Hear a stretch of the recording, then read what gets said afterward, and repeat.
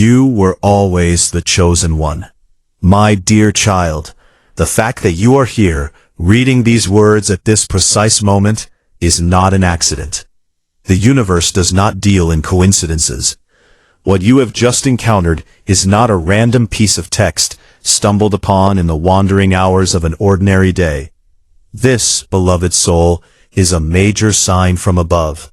The stars did not align themselves carelessly this morning. The exact sequence of events that led you to this very sentence, the mood that moved through you, the restlessness that could not be silenced, the quiet pull in your chest that said, "Look here, read this, listen now," all of it was orchestrated by a force far greater than chance. A force that has been watching you, carefully, lovingly, without ceasing, since the very first moment your soul was breathed into existence.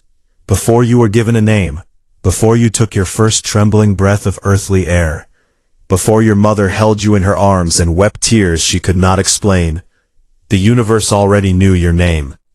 Not just the syllables your parents chose, not just the sound that others have spoken over you, sometimes with love, sometimes with carelessness, sometimes even with cruelty.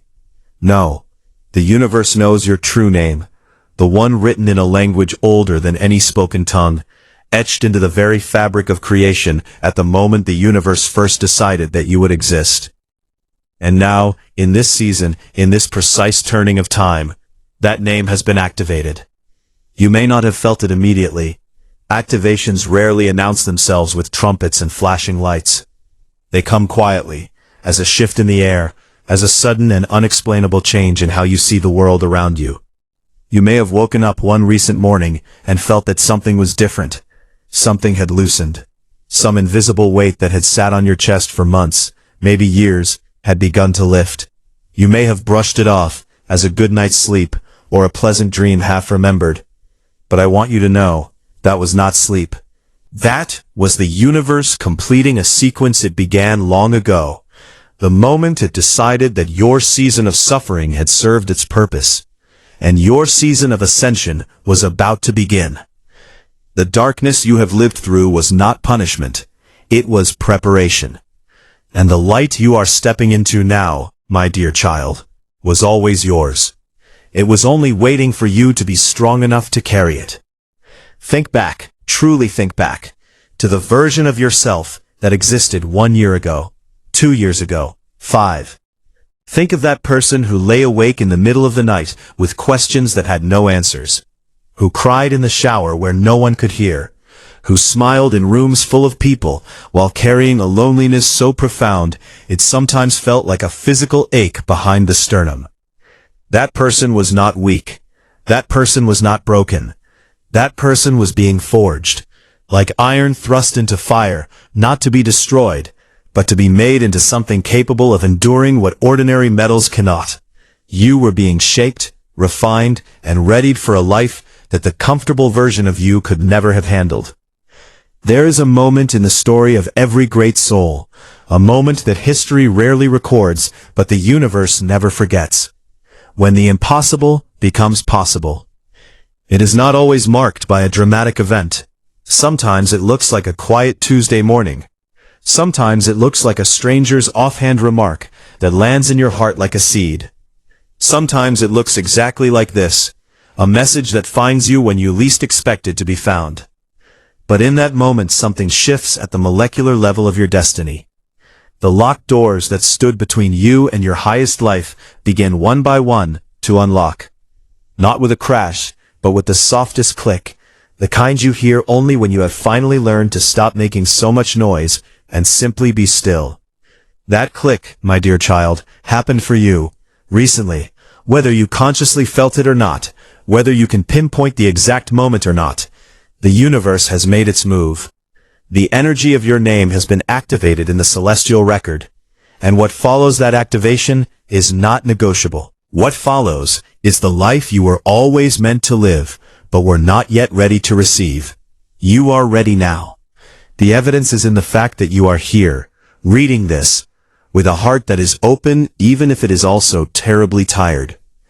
Openness and tiredness can coexist.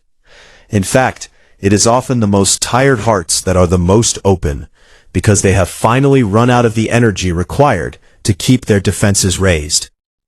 The shift from darkness to light is rarely sudden, and yet it is always, without exception, complete. Think of the way dawn does not negotiate with the night. It does not ask permission. It does not arrive tentatively, hoping the darkness will be generous enough to make room. It comes, slowly at first, a softening at the edge of the sky, a suggestion of color where there was only black. And then, with the breathtaking confidence of something that has always known its right to be here, the light floods in, and the darkness has no choice but to yield. This is what is happening in your life. Not a negotiation, not a slow and uncertain improvement. A complete and irreversible dawn. The universe does not do half measures with the souls it has chosen for greatness. And you, with your particular history, your specific wounds, your precise combination of gifts and struggles and yearnings and dreams, you have been chosen. I want you to sit with that word. Not with the nervous self-deprecation you have been trained to reach for whenever someone says something good about you. Not with the qualifier already forming on your tongue.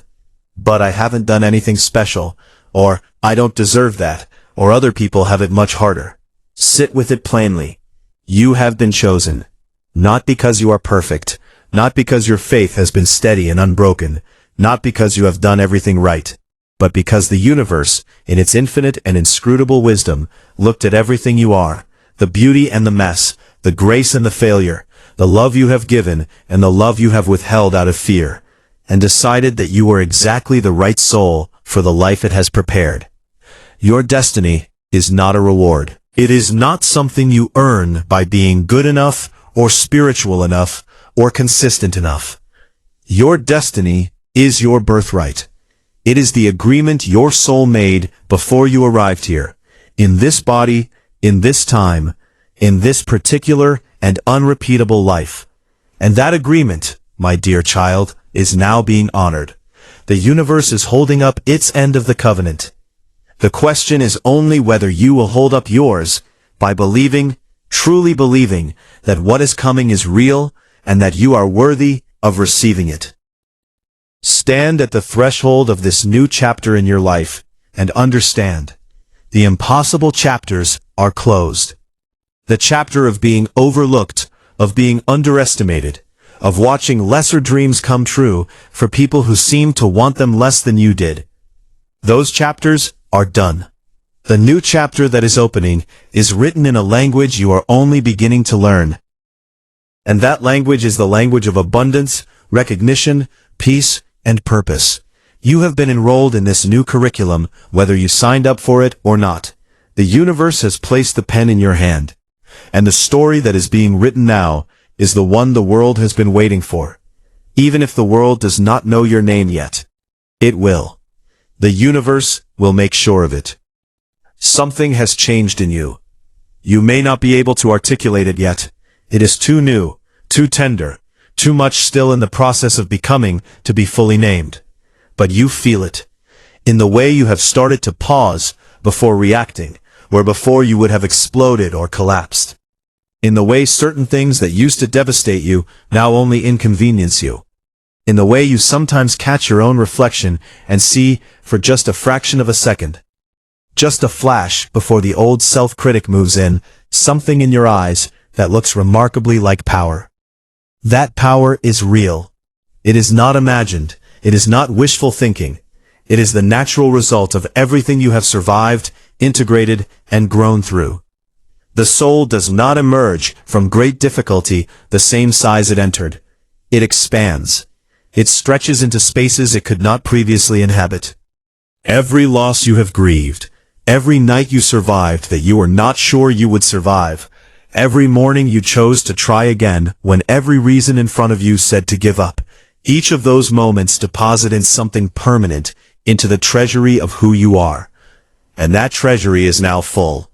The deposits of your endurance, your resilience, your refusal to be entirely extinguished, they have compounded over time into something extraordinary, into a new and more luminous version of yourself that is only just beginning to step forward.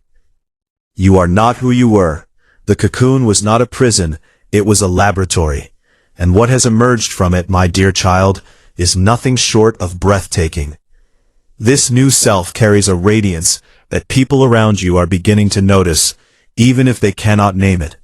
You have likely felt it, the way a room shifts ever so slightly when you enter it now, the way people listen a little more carefully when you speak, the way certain individuals who once looked through you now look at you with something that could only be described as attention. This is not your imagination working overtime. This is the energetic signature of a soul that has done its inner work and is now broadcasting on a higher frequency. The universe rewards inner transformation with outer magnetism. Every scar you have transformed into wisdom has become an antenna. Every wound you have healed has become a lighthouse. You are radiating something now that cannot be faked, bought, or borrowed. It can only be earned through exactly the kind of fire you have walked through. And here is what changes when the inner light intensifies. You begin to see differently. Opportunities that were always present, but invisible to you in your previous state of contraction and fear, begin to materialize in your field of vision. It is not that more opportunities have appeared. It is that you have become capable of perceiving them. Like adjusting the focus on a lens, your inner clarity is sharpening the world around you. You will begin to notice doors that were always unlocked, but that you never thought to push. Invitations disguised as ordinary conversations. Pathways hidden inside what looks like a dead end. The universe has always been generous with its hints and offerings. But generosity is useless to a soul that is too clouded with self-doubt to recognize what is being placed before it. That cloudiness is lifting now, and as it lifts, watch what becomes visible. Beyond seeing new opportunities, you are developing something even more precious, the ability to identify the right people for your journey.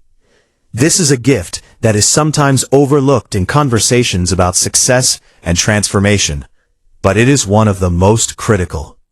Your life is not built in isolation.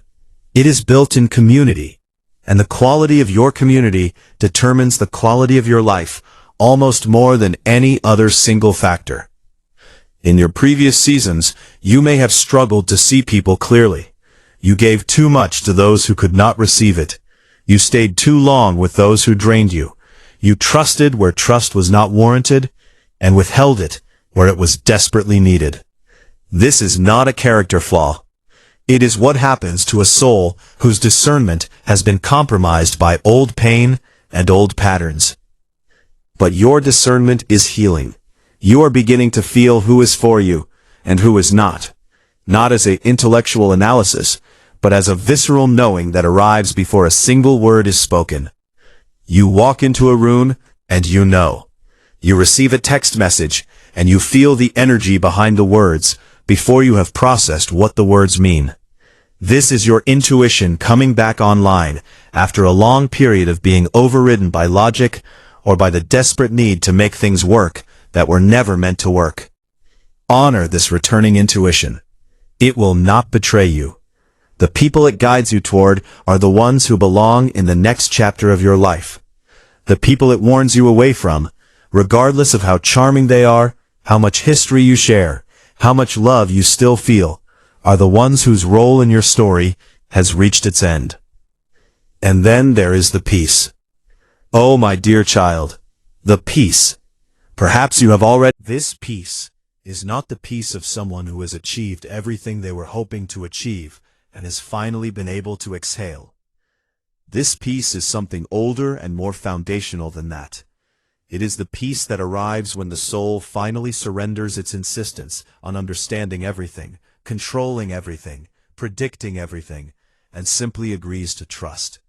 To trust the timing it cannot control, to trust the wisdom of a plan it cannot fully see, to trust that the invisible hand guiding it is not careless, not cruel, and not absent, but is in fact the most attentive and loving presence in existence.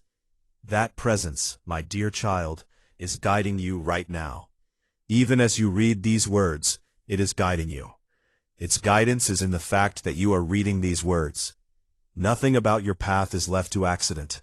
You are held, you are directed, you are loved through your not knowing. And that love is the ground beneath your feet, even in the seasons when the ground felt entirely absent. There is a court that exists beyond any human institution. Its chambers hold no wood-paneled walls, no formal robes, no gavel that echoes in a cavernous hall.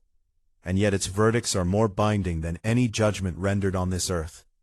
It operates without corruption, without favoritism, without the manipulations of power or money, or the persuasiveness of a skilled attorney. Its only currency is truth. Its only witness is action.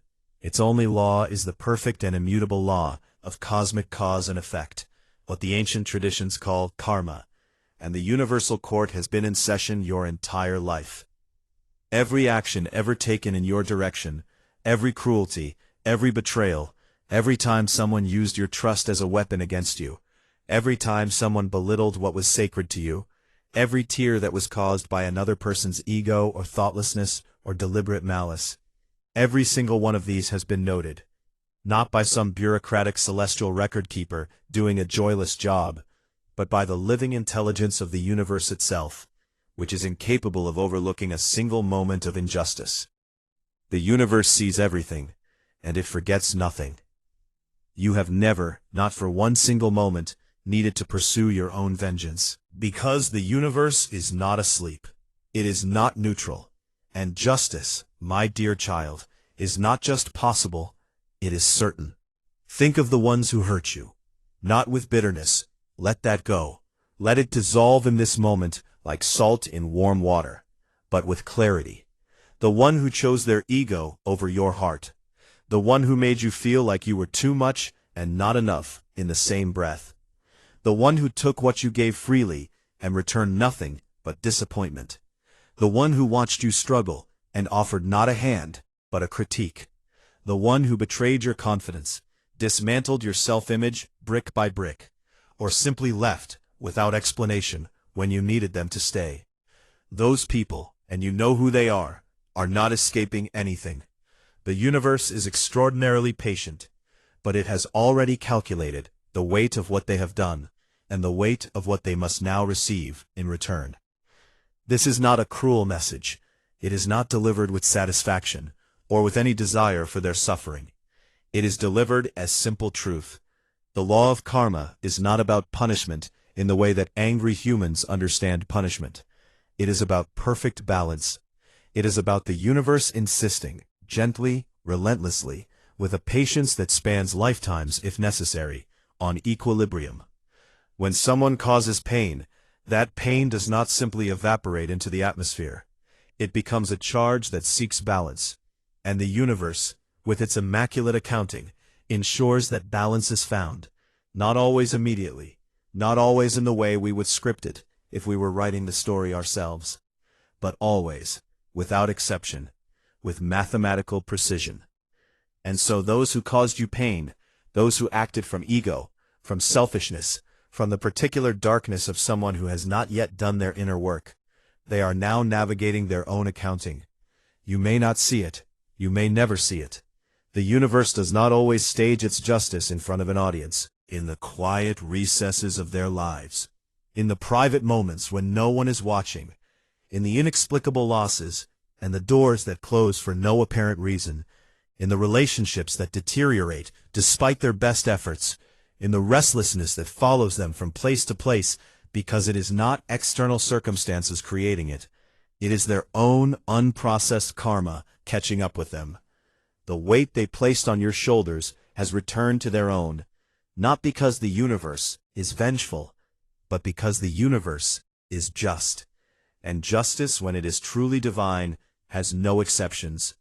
There is something else the universal court has declared in your favor, something that goes beyond the settling of past debts. It is declared that the season of your being the one who suffers while others seem to flourish is over. For a long time, you may have watched with a bewilderment that bordered on despair as people who seemed less deserving, less sincere, less loving, less moral than you somehow appeared to have easier lives. Their successes came quickly. Their relationships looked uncomplicated. Their doors seemed perpetually open. And you, who gave so much, who loved so deeply, who tried so consistently, seemed to stand at doors that would not budge, relationships that would not hold, seasons that would not turn. I want you to understand something fundamental about this phenomenon, because it has caused you a suffering that was never necessary. What you are observing was not injustice, it was timing. The paths of souls are not synchronized like trains on a schedule. Each soul has its own rhythm, its own curriculum, its own precise moment of flowering. And the souls who seem to bloom earliest are not always the ones who bloom most magnificently. Sometimes the soul that spends the longest time underground, in the dark, in what feels like nothing is happening, is the one that eventually rises into something so extraordinary that it makes the early bloomers look like weeds by comparison. You are that soul. Your underground time was not wasted time, it was root time. And what has no roots cannot stand in the wind. Your roots, my dear child, go all the way down to the bedrock of creation. What grows from you now will not be toppled by any wind that comes. The universal court has also rendered a verdict on your worthiness. Let the record show, let it be entered permanently into the cosmic ledger, that you are worthy. Worthy of the love you have been waiting for. Worthy of the success you have been working toward. Worthy of the peace you have been praying for. Worthy of the life your soul recognized as yours, even before your mind could articulate what that life looked like. The verdict is not contingent on your performance. It is not subject to appeal by those who once told you otherwise. It is final. It is sealed. It is backed by a force that no human authority can override. And the universe, having rendered this verdict, is now in the process of manifesting its practical implications in every area of your life. Watch for them. They are already in motion. They are already coming toward you with an inevitability as certain as the tide. You are also hereby freed, by the authority of the same court, from the obligation to carry any longer what was never meant to be yours. The guilt for other people's choices, the shame of circumstances that were not within your control, the self-blame for relationships that failed because the other person was not willing to do the work required to make them survive. Put it all down, set it on the courthouse steps, and walk away from it. The universe has examined it, weighed it, and determined that none of it belongs to you. You have been carrying borrowed weight, and your back, beloved soul, was made to carry only what is yours, and your burdens, stripped of everything that was borrowed, are far lighter than you have believed them to be. Light enough, in fact, to carry with grace. Light enough, finally, to let you run. There is someone who thinks about you, not occasionally, not when something random triggers a memory, but often, with a frequency and an intensity that might surprise you if you knew the full depth of it. This person exists in your life, maybe at its edges, maybe closer to the center than you have recognized, and they carry a quiet preoccupation with you that they have not yet found the language or the courage to fully express. They watch you in the way that careful people watch rare and extraordinary things, with a mixture of fascination, reverence, and an almost fearful sense that what they are witnessing is too precious to be handled casually. This is not a frivolous admiration born of surface appearances, though it must be said that you carry yourself with a natural elegance that the world notices. This is something deeper. This person has perceived something in you that even you have not yet fully claimed for yourself, an energy, a quality of presence, an ineffable rareness that does not have a simple name. It is the quality of a person who has been refined by difficulty into something exceptionally genuine, who does not perform their kindness but lives it, who carries standards not as a way of excluding others, but as a way of honoring themselves, who loves with a depth and a sincerity that is increasingly uncommon in a world that has taught itself to love quickly, lightly, and with one foot perpetually pointed toward the exit. Your energy is not ordinary, my dear child. It never was, and those with enough sensitivity to perceive it are irresistibly drawn to it, even when they cannot explain why. This secret admirer is watching closely, not in a way that should alarm you, but in the way that a person watches when they are trying to gather the courage to step forward, and they are not yet certain that they are enough for what they would be stepping toward. Because that is the other dimension of this situation. Your particular energy does not just attract, it also intimidates. Not because you try to intimidate anyone, not because you are cold or unapproachable, but because there is a quality in you that the spiritually perceptive immediately recognize as extraordinarily evolved. And evolution, when encountered unexpectedly, has a way of making people feel the distance between where they are and where they would need to be to stand beside it without feeling small. And then there is the jealousy, a different response from a different kind of person. Not everyone who notices your energy responds with admiration. Some respond with an uncomfortable contraction, a need to diminish what they cannot match, a compulsion to point out flaws in what they secretly find beautiful, because acknowledging beauty in another requires acknowledging something lacking in oneself. These people have likely shown up in your life in recognizable ways. The ones who work too hard to undermine you. The ones whose compliments always had a quiet barb hidden inside them. The ones who position themselves as your friend while systematically working against your growth. They too were responding to your rare energy, just with the response of a soul that has not yet learned to honor greatness in others because it has not yet learned to honor its own. Your eyes, in particular, carry something extraordinary. There is a magnetic quality in the way you see, a depth of perception that other people feel when you look at them, as though you are seeing not just their surface, but their interior. Some find this deeply comforting, as though they have finally been truly seen for the first time. Others find it disquieting, as though your gaze has illuminated something in them they would prefer to keep in shadow. Either way, your eyes are one of the many features of your energy that people cannot easily dismiss or forget. Long after an encounter with you has ended, people find themselves thinking about the way you looked at them. And in those recollections, they begin to understand something they may not have fully recognized in the moment, that they were in the presence of someone utterly and irreplaceably unique. Your standards, the ones that some have criticized as being too high, the ones that have occasionally left you lonely in a field crowded with compromise, are not obstacles to your love story. They are the architecture of it. The right person, when they arrive, will not ask you to lower your standards. They will rise to meet them with gratitude, because your standards gave them something worthy to grow toward. Your discipline, your self-respect, your refusal to shrink in order to make others comfortable. These qualities are not walls that keep love out. They are the precise criteria by which the universe is filtering the candidates for your companionship, ensuring that only those of sufficient caliber, sufficient depth, sufficient genuine readiness can find their way to you. To the person watching you from the periphery of your life right now, this is a message for them too, embedded in a message for you. What you are drawn to in this soul is real, and it is not beyond your reach, but it will require you to bring the fullness of your own authentic self to the encounter. Nothing less will be sufficient. Nothing performed will be sustained. The only currency this soul accepts is realness. Bring that, and the door, which has been quietly left ajar, may open to you. But know that the soul inside will not wait indefinitely. They are ascending. They are in motion. They are becoming more of themselves with every passing day. And the window of this particular encounter is a gift of time and proximity that the universe does not guarantee will remain open forever. We have arrived at the center of this message. If everything else in these pages were to dissolve back into the silence from which it came, let this remain.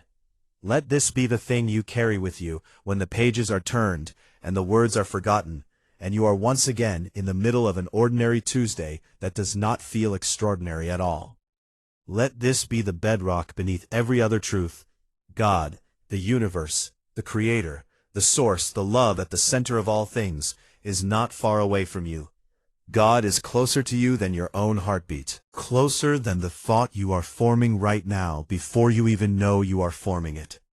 Whatever name you use for the divine, whatever language, whatever tradition, whatever framework your spirit reaches for when it reaches upward, the name does not change what is true. And what is true is this: You are not navigating your life alone.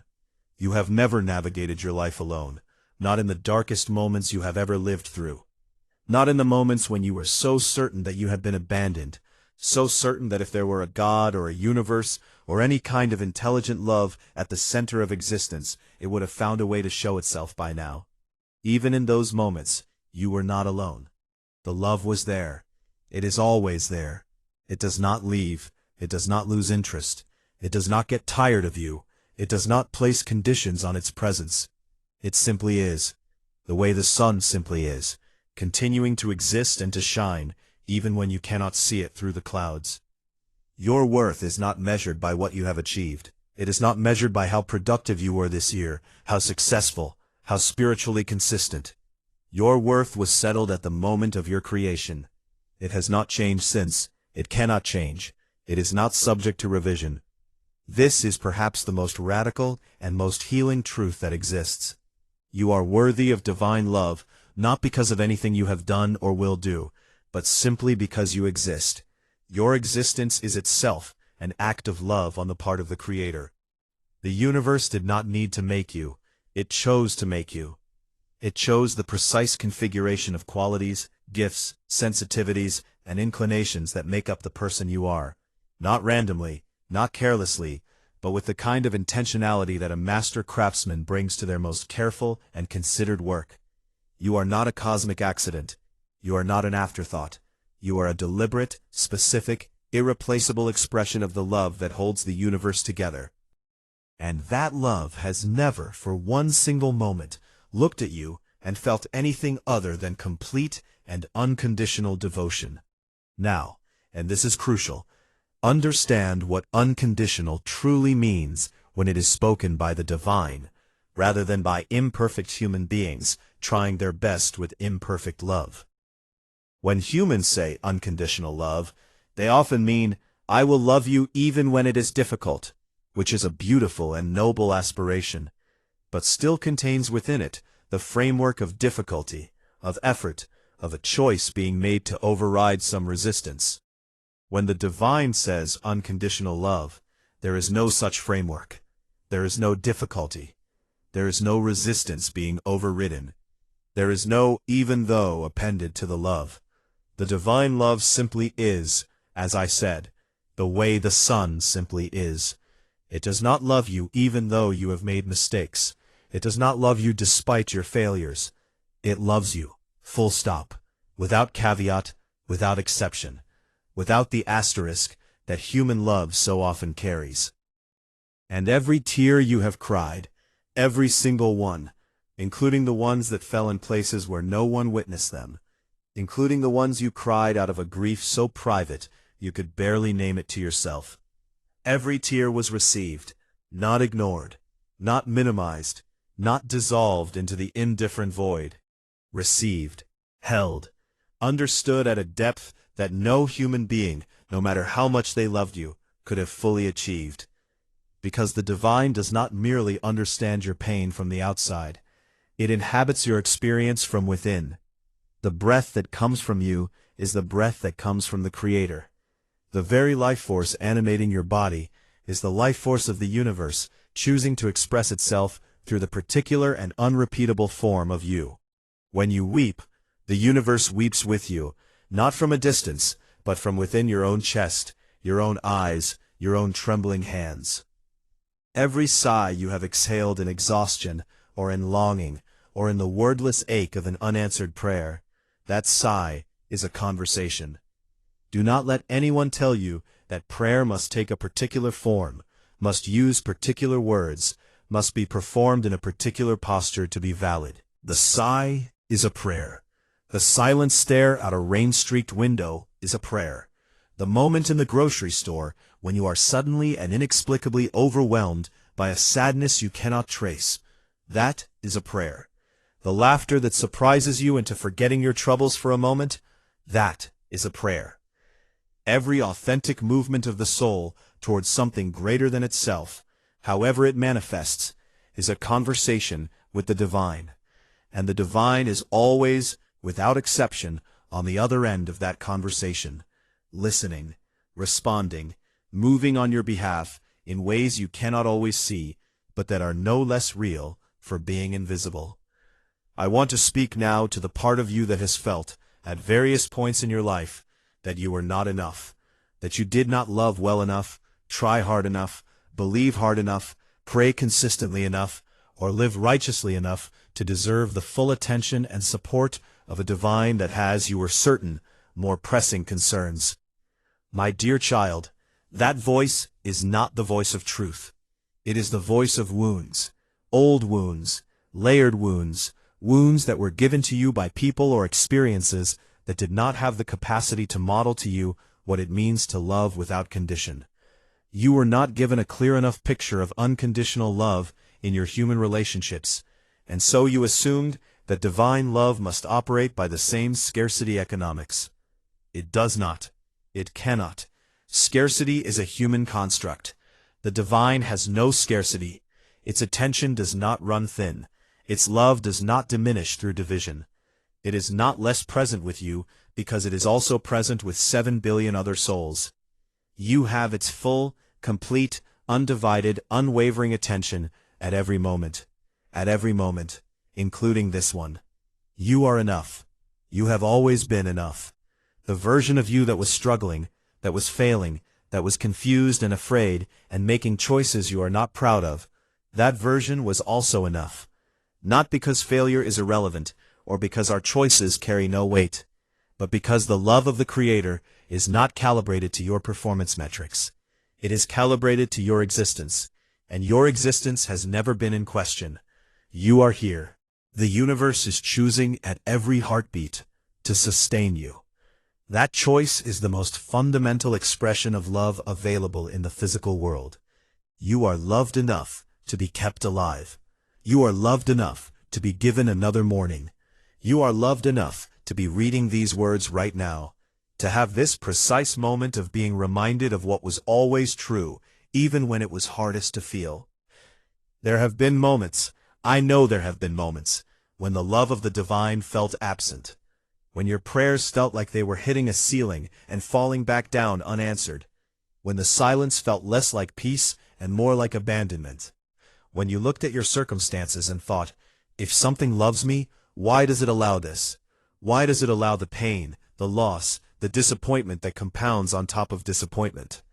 Why does a love this great permit suffering this real? These are not small questions, and they deserve more than platitudes. What I can offer you is this: the love of the Creator does not protect you from the experiences that will grow you. It does not build a glass wall between you and the full curriculum of a human life, with all of its difficulty and loss and heartbreak and disillusionment, because those experiences, as brutal as they can be, are the very mechanism through which souls are expanded into their highest versions. A love that removed all hardship would produce souls incapable of depth, incapable of compassion, incapable of the profound beauty that arises only from having survived something that could have destroyed you. The divine loves you too much to keep you shallow, and so it allows the depths, not without accompaniment, not without the invisible hand of guidance steering you through them, even when that hand is imperceptible, but it allows them, because the depths are where the treasure is, and you are a treasure that the universe is committed to bringing to full radiance, at whatever cost to your comfort that process requires. Rest now in this knowledge. Not rest in the sense of passivity or resignation. Rest in the sense of surrender to what is trustworthy. The universe is trustworthy. The love at its center is trustworthy. Your life, however it appears at this moment, is in trustworthy hands. The path you are on, even the confusing stretches, even the places where the signage seems to have disappeared and you cannot quite tell which direction you are meant to go, is a path that leads somewhere. Somewhere specific. Somewhere extraordinary. The one who has always loved you is waiting for you there. And they will still be loving you every single step of the way. Now let us speak of the material world, because you are a soul, yes, but you are a soul inhabiting a body, in a physical reality that has needs, desires, and dimensions that are every bit as sacred as the spiritual ones. Prosperity is not a shallow aspiration. It is not something to feel guilty for wanting. nor something to downplay in the name of spirituality. Abundance, financial, relational, physical, creative, is the natural state of a universe that is itself infinite and overflowing. Scarcity is a distortion. Abundance is the truth, and your alignment with that truth is what is opening in your life right now. What is coming toward you, in the practical, everyday, measurable world of your life, is more than you have allowed yourself to fully imagine. This is said not as flattery, but as accurate prophecy. The version of your life that is available to you in this new chapter exceeds the version your wounded self allowed itself to envision. Because wounded people dream wounded dreams. They unconsciously calibrate their aspirations downward to avoid the pain of disappointment. They ask for less than they need because asking for what they truly want makes them too vulnerable. But that calibration is a distortion too, and it is lifting. And as it lifts, you will begin to dream bigger. Not more recklessly, but more accurately. More in alignment with what the universe has actually prepared for you, which is more, in every dimension, than the careful, defended version of yourself dared to hope for. Wealth is coming. Peace is coming. Recognition is coming. Love in its fullest and most genuine form is coming. These are not empty promises. They are the logical consequence of everything you have become. The financial abundance that has felt elusive is beginning to find its natural pathways toward you. Professional life that were sealed are unsealing. Opportunities in your creative or entrepreneurial or career life that were dormant are reawakening. The universe does not hoard abundance. It channels it through aligned souls. And your alignment, which has been developing through all the inner work of these past seasons, is now sufficient to serve as a clear and unobstructed channel for the flow of prosperity. What you need will come. What you deserve will arrive. What you have worked for without yet seeing the result will yield. And the yield will make the long season of investment feel, in retrospect, not like deprivation, but like the necessary patience of a farmer who understood that some harvests take longer than others, and whose abundance, when it finally arrives, is all the more staggering for the wait. Your relationships, too, are entering a season of healing and elevation. The people who belong in your next chapter are being prepared, just as you are. The connections that will sustain and nourish and challenge and delight you in the years ahead are in motion, moving toward you with the same quiet inevitability as every other element of your aligned destiny. Some of these people you have not yet met. Some of them you know, but have not yet recognized in their true role in your life. Some of them are already standing close enough to touch. Trust the process by which they will arrive and reveal themselves. Your only job is to remain open, to remain the truest and most authentic version of yourself, so that when they arrive, they are arriving for the real you, and not for a performance of you that would eventually exhaust itself in the maintenance. Your health, your vitality, your body, the extraordinary instrument through which you experience this entire adventure of being alive, is also under the care of the universe. Honor it. Tend to it with the love that the Creator has for it. Because this body has carried you through everything, through the grief and the joy, through the failures and the achievements, through the mornings when getting out of bed felt like climbing Everest, and the evenings when you were so full of gratitude and aliveness that you could barely contain it. This body has never abandoned you. Honor that loyalty, nourish it, rest it, and trust that the universe, which made it, also sustains it and is actively engaged in its flourishing. You are never alone. I want to end with this because of all the things the universe most urgently needs you to know. This is the one that can most transform the texture of every ordinary moment of your life. You are never alone. Not when the house is quiet and the night is long and the thoughts that circle are not kind. Not when you are standing in a crowd and somehow feel more isolated than you do in solitude. Not when a decision looms so large it feels impossible and there is no one to ask. Not when your heart is so full of what cannot be said that the weight of it is almost physical. Not ever. In none of those moments, in no moment at all, are you navigating this life without the companionship of the force that made you and loves you and is wholly invested in your flourishing. You are never forgotten. The universe does not have a forgetfulness. It does not have a waiting list of souls whose concerns have priority over yours. You are not a number in a queue. You are a name, your name, the one encoded in creation before time began, and that name is spoken, constantly, in the language of every answered need and every inexplicable synchronicity. And every morning that arrives to give you another chance, the universe says your name in the way the tide says the shore's name, constantly, rhythmically, with a devotion that requires no audience and no applause to sustain it. And you are eternally protected. Not protected from all difficulty, we have already explored why that is not the nature of divine love, but protected from destruction, protected from the permanent, irreversible kind of loss that you sometimes feared in the worst of your dark seasons. No matter what comes, you will not be destroyed. You will be bent, perhaps, challenged, certainly, brought to your knees more than once, probably, but you will not be broken beyond recovery. The universe does not break what it has chosen to use, and it has chosen you, my dear child, irrevocably and without hesitation, for a life that is more expansive and more meaningful than anything your fear has been able to envision.